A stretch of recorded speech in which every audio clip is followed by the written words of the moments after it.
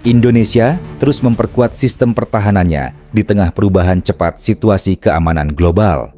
Salah satu langkah penting yang kini menjadi perhatian adalah penguatan Korps Pasukan Gerak Cepat TNI Angkatan Udara atau Korpasgat, pasukan elit yang menjadi ujung tombak pertahanan udara dan darat Indonesia.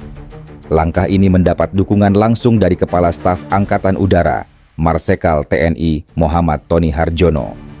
Baru-baru ini, ia menjajal pesawat angkut berat Airbus A400M pertama milik Indonesia di Sevilla, Spanyol. Pesawat modern ini nantinya akan digunakan untuk mendukung mobilitas pasukan Korpasgat ke berbagai wilayah strategis di Indonesia.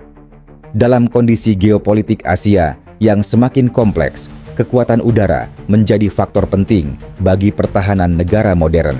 Namun, kekuatan udara tidak hanya ditentukan oleh jumlah pesawat tempur atau kecanggihan radar. Kemampuan mempertahankan pangkalan udara juga menjadi hal yang sangat krusial karena pangkalan udara merupakan jantung dari setiap operasi militer. Disinilah Korpasgat berperan besar. Banyak orang mengenal TNI Angkatan Udara hanya dari pesawat tempur dan operasi di langit, padahal di balik itu ada pasukan darat yang menjaga kedaulatan udara Indonesia, yaitu Korpasgat yang dulu dikenal dengan nama Paskas. Korpasgat memiliki tanggung jawab besar. Mereka mengamankan pangkalan udara, merebut lapangan udara musuh, mengendalikan udara di medan tempur, hingga melakukan operasi lintas matra. Dengan kemampuan itu, Korpasgat menjadi penghubung antara dunia udara dan darat dalam sistem pertahanan nasional. Dalam 2 dekade terakhir, Korpasgat mengalami perkembangan pesat.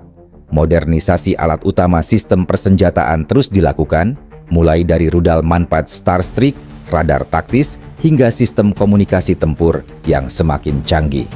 Korpasgat kini telah bertransformasi menjadi pasukan udara modern yang siap diterjunkan di berbagai wilayah Indonesia. Namun, untuk menghadapi tantangan masa depan, dibutuhkan struktur komando yang kuat. Di banyak negara, pasukan sejenis Korpasgat memiliki kedudukan strategis yang tinggi. Di Amerika Serikat, misalnya, ada Air Force Special Operations Command yang dipimpin oleh perwira berbintang 3. Di Tiongkok, PLA Airborne Corps juga berada di bawah Komando Angkatan Udara dan memiliki struktur kepemimpinan tinggi. Di Rusia, pasukan lintas udara VDV menjadi kekuatan strategis utama dengan pangkat setara Jenderal Bintang 3. Semua contoh tersebut menunjukkan bahwa pasukan udara dengan fungsi strategis perlu memiliki komando tingkat tinggi.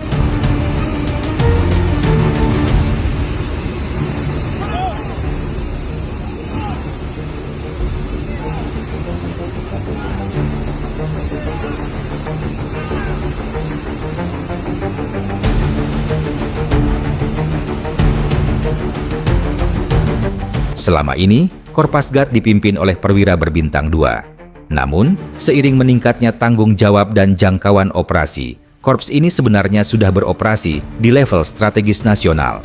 Korpasgat membawahi belasan batalion dan wing yang tersebar di seluruh Indonesia, dari Biak hingga Pekanbaru.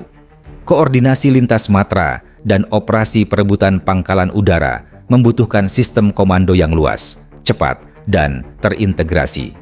Karena itu, peningkatan status Korpasgat menjadi kebutuhan nyata.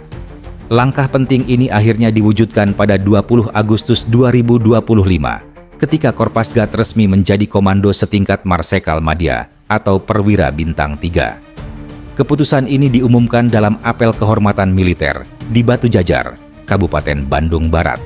Dengan perubahan ini, TNI Angkatan Udara kini memiliki 3 pilar utama pertahanan udara nasional.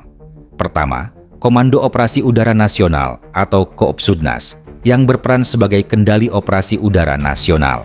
Kedua, Komando Pertahanan Udara Nasional atau Kohanudnas yang berfokus pada sistem pertahanan udara terintegrasi. Dan ketiga, Korpasgat sebagai kekuatan manuver udara dan darat yang strategis. Ancaman terhadap pangkalan udara di era modern tidak lagi bersifat konvensional.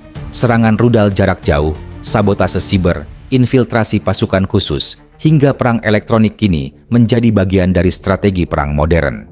Dalam kondisi seperti ini, kekuatan seperti Korpasgat menjadi benteng pertahanan yang penting bagi TNI Angkatan Udara.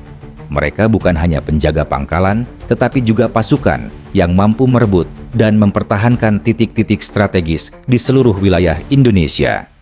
Dengan kepemimpinan yang lebih tinggi dan struktur yang diperkuat, Korpasgat diharapkan bisa menjadi komando mobil udara nasional yang cepat, fleksibel, dan siap dikerahkan dimanapun ancaman muncul. Peningkatan status Korpasgat tentu harus diiringi dengan dukungan kebijakan dan perhatian pemerintah. Pertahanan negara tidak hanya tentang jumlah senjata, tetapi juga tentang daya gentar nasional. Negara dengan kekuatan udara yang tangguh akan memiliki posisi tawar yang tinggi di kawasan regional. Menempatkan Korpasgat di bawah pimpinan Marsekal Bintang 3 bukan hanya soal jabatan, tetapi juga bentuk pengakuan atas peran penting mereka dalam menjaga kedaulatan udara Indonesia.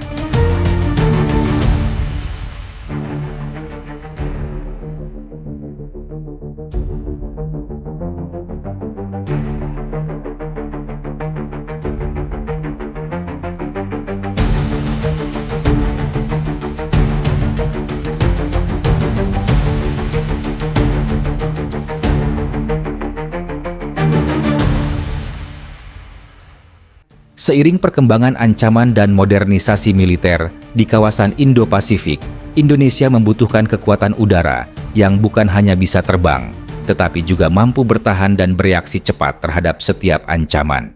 Korpasgat menjadi jembatan antara langit dan bumi, pasukan yang memastikan bahwa langit Indonesia tetap aman dan berada di bawah kendali bangsa sendiri.